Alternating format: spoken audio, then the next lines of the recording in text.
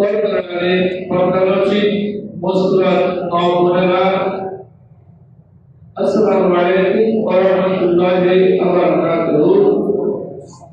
মহান আল্লাহ রাব্বুল আলামিনের দরবারে আলী শানি শুকরিয়া সেজদা করি যে আল্লাহ রাব্বুল আলামিন দয়া করে মেহেরবানি করে আমাদেরকে আজকে আল্লাহর মসজিদে একত্রিত হওয়ার তৌফিক দান করেছেন।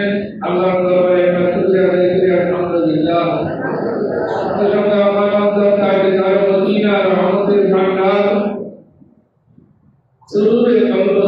हुजूर नबी करीम सल्लल्लाहु अलैहि वसल्लम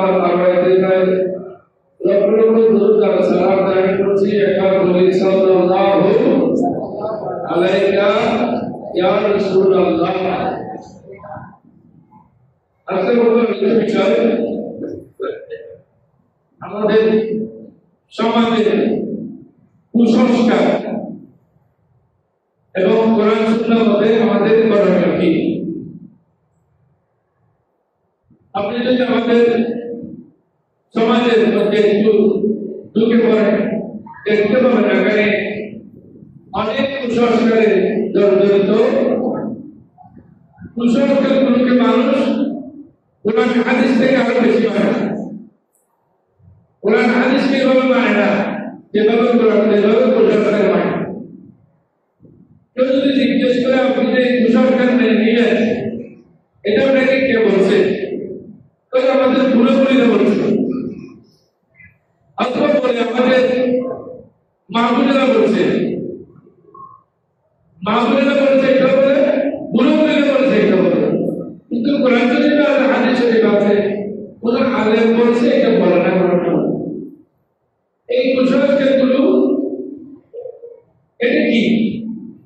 এটা কোনো দলিল ছাড়া কোরআন সুন্নাতে নাই এমন কোনো দলিল ছাড়া কিছু মেনে নেওয়া, বিশ্বাস করা, এটা কেবল আমলে পরিণত করা, এগুলো হলো কুসংস্কার। কুসংস্কার অনেক আছে আমাদের মধ্যে, আমি চেষ্টা করবো বলার জন্য। এই কুসংস্কার আমাদের এখানে না, কোরআন শরীফের কুসংস্কার সম্পর্কে কথা আছে। আল্লাহ রাব্বুল আলামিন বলেন ক্বালু তাইয়ানা বিকা ওয়া বিমান মাআকা ক্বালা তাইয়ুকুম ইনদাল্লাহি বাল আনতুম কওমুন তুফতানুন। আল্লাহ রাব্বুল আলামিন ইরশাদ করেন পবিত্র কোরআন মজিদে হযরত সালেহ আলাইহিস সালামের ঘটনা। সালেহ আলাইহিস সালাম নবী ছিলেন, ওনার উম্মতের মধ্যে কিছু অসৎ মানুষ ছিল। ওরা বলতো আমাদের মধ্যে যে বিপদ এসেছে, আমরা যে ক্ষতিগ্রস্ত হচ্ছি, এটা আপনার কারণে এবং আপনার সাথে যারা আসদের কারণে, আপনাদের কারণে আমাদের এখানে আমরা কষ্ট পাচ্ছি। এই কুসংস্কার হচ্ছে আপনাদের কারণে। আল্লাহ বলেন নয় নয়, তোমাদের বিপদ, তোমাদের মুসিবত এবং তোমাদের কুসংস্কার তোমাদের কারণে এসেছে। কিন্তু আল্লাহ রাব্বুল আলামিন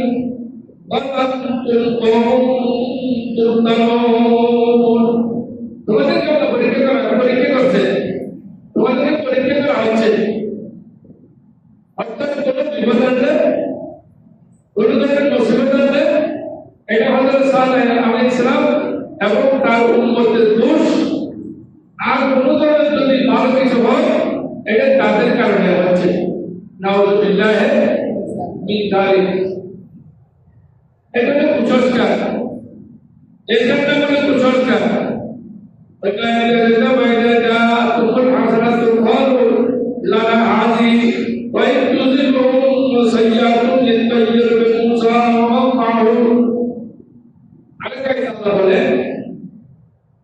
বলে মঙ্গল হলে বলে এটা আমাদের এটা আমাদের প্রাপ্য, এর জন্য আল্লাহ আমাদের কল্যাণ দিয়েছেন, এর কারণে আল্লাহ আমাদেরকে এটা দিয়েছেন, এর মঙ্গলটা আমাদের কারণে এসেছে। আর যখন অমঙ্গল হয়, অকল্যাণ হয়, তখন বলে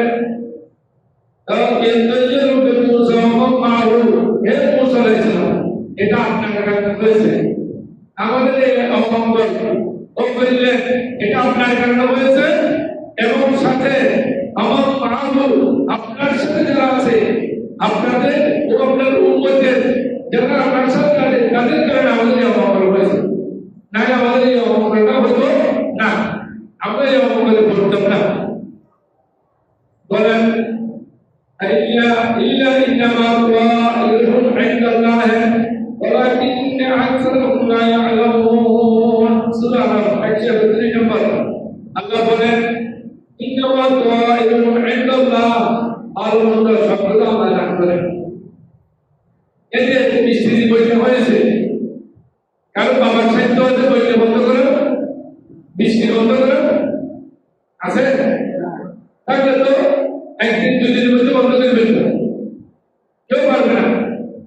আবার আল্লাহ যদি কোনো কারণে ভালো করলেন দান করেন, ওই করলেন যদি দুনিয়ার মানুষ সবগুলো মিলে চায় যে আমরা একে করলেন হতে দিব না, ওর ভালো হতে দিব না, কেউ ঢুকতে পারবে না। এটা করলেন সব কিছুর মালিক লা ইলাহা ইল্লাল্লাহ, কিন্তু ওরা বলেছে না এটা করলেন বলে আমাদের কারণে, আর করলেন বলে মুসা আলাইহিস সালামের উম্মতের কারণে হয়, মুসা আলাইহিস সালামের অনুসারীদের কারণে হয়। আল্লাহ বলেন ওয়ালাকিন্না আকরাহুম লা ইয়ালামুন, আল্লাহ বলে ওদের অধিকাংশ হলো মূর্খ, অশিক্ষিত, কোনো এডুকেশনাল গভর্নমেন্ট তাদের কাছে নাই, এই যে সবাই বলে ওইটা জায়গায় আল্লাহ রাব্বুল আলামিন বলেন তুসিবু হাসানাতুন ইয়াকুলু হাযা মিন ইনদিল্লাহ ওয়া তুসিবুহুম সাইয়্যাতুন ইয়াকুলু হাযা মিন ইনদিকা কুল কুল্লু মিন ইনদিল্লাহ। এটা প্রায়ের মতো কইলেন বলে তাদের কারণে, অকইলেন বলে নবীগণের কারণে। ওয়ালা আউলাই ওয়াল কওলা ইয়াকাদুনা ইয়াফকাহুনা হাদিসা, আল্লাহ বলেন কিছুই বুঝে না, ওরা বুঝতে চেষ্টা করে না, বুঝতে তারা কেউ যায় না, কিন্তু মঙ্গল ভাগ করে ফেলে। মঙ্গল অনেক কিছু অনেক মানুষ না বুঝে বিশ্বাস করে ফেলে, যে যা বলে তা বিশ্বাস করে, যে যা বলে তা বিশ্বাস করলে হবে না, তুমি প্রত্যাখ্যান যোগ্য। আল্লাহ রাসূল বলেন হাদিস শরীফ যে আল-গায়রাতু শিরকুন আল-গায়রাতু শিরকুন, আল্লাহ রাসূল বলেছেন মঙ্গল এগুলো মনে করা এগুলো হলো শিরক। এই তারকার কারণে আমাদের মঙ্গল হয়েছে, এই সূর্যের কারণে আমাদের ক্ষতি হয়েছে, সূর্যের কারণে আপনার ক্ষতি এবং মঙ্গল হওয়ার কিছু নেই। বরং এগুলো যদি ধারণা করা হয় শিরক হবে। আমামিনা ইল্লা ওয়ালাকিন্নাল্লাহ ইয়াযরু ফিত তাওয়াক্কুলে, আল্লাহ রাসূল বলেছেন নয় এগুলো তো সিজদার কিছু নাই, বরং আল্লাহর উপর তাওয়াক্কুল করে থাকবেন। মঙ্গল করো আল্লাহ, অমঙ্গল করো তো আল্লাহ। সুতরাং এই মঙ্গল অমঙ্গলের ব্যাপারে সবসময় আপনার মাথায় রাখবেন, এটা কারো মাধ্যমে হয় না, এটা একমাত্র আল্লাহ বান্দাকে দান করেন। রব্বুল আলামিন সূরা তাহা 120 নম্বরে বলেন ওয়াসাতা ইলাইহি শাইতান ক্বালা ইয়া আদম قد أدلك على شجرة الخلد وملك لا يبلى। হযরত আদম আলাইহিস সালাম এবং হাওয়া আলাইহিস সালামকে আল্লাহ যখন জান্নাত দিয়েছেন, ব্যবস্থা দিয়েছেন, তখন আল্লাহ বলেছেন এই গাছের কাছে যাইও না, এই বৃক্ষের ফল খেয়ে না, বাকি সব তোমরা খেতে পারো। শয়তান এসে বলে কাসামা হুয়া, শয়তান এসে শপথ করে বলে, শয়তানের শপথ কি বিশ্বাসযোগ্য? শয়তানের শপথ বিশ্বাসযোগ্য না।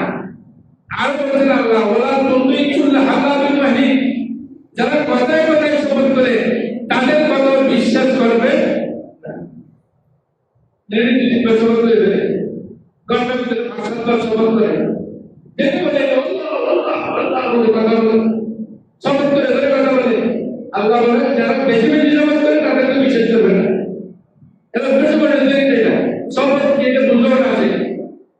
কত মারাত্মক আর সেটা বুঝে আসলে উদ্যোগ হয় না। ও বাবা আদম মা হাওয়া ইসলামকে যখন জানাতে দিয়েছে শয়তান তাদের কাছে গিয়েছে, বিশেষ করে মা বোনের একটু শোনা চাইতে মা হাওয়া ইসলামের কাছে গেল, শয়তান গিয়ে বলে বাবা চাইলে শয়তান শয়তান আস্তে আস্তে কুমন্ত্রণা দিতে লাগলো।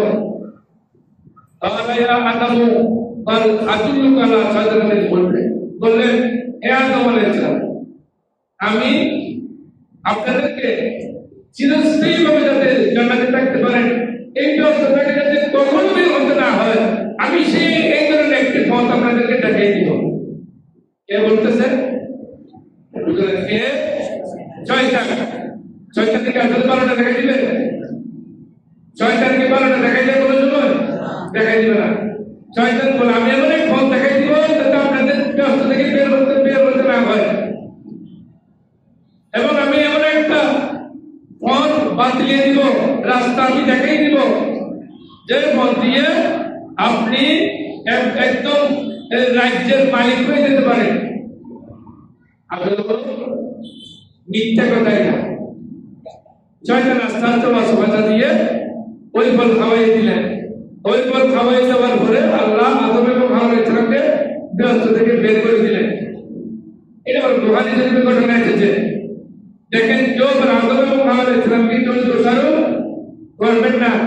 কারণ কি, ওরা যদি এই ফলটা না খেতেন তাহলে আমরা সবাই ব্যস্ত থাকতাম, কত আরাম খাইতাম ওখানে। এটা দোষ দেওয়া লাভ নেই, কারণ আল্লাহ বলেছেন ইন্নী জাইলুন ফিল আরদি খলিফা। আমি তো আদম আলাইহিস সালামকে জমিনের জন্য খলিফা করেছি। আদম আলাইহিস সালাম যদি দুনিয়াতে না আসতেন তাহলে আমরা দুনিয়া দেখতাম? আপনি আদম আলাইহিস সালাম বর্ণনা করার সুযোগ পেত?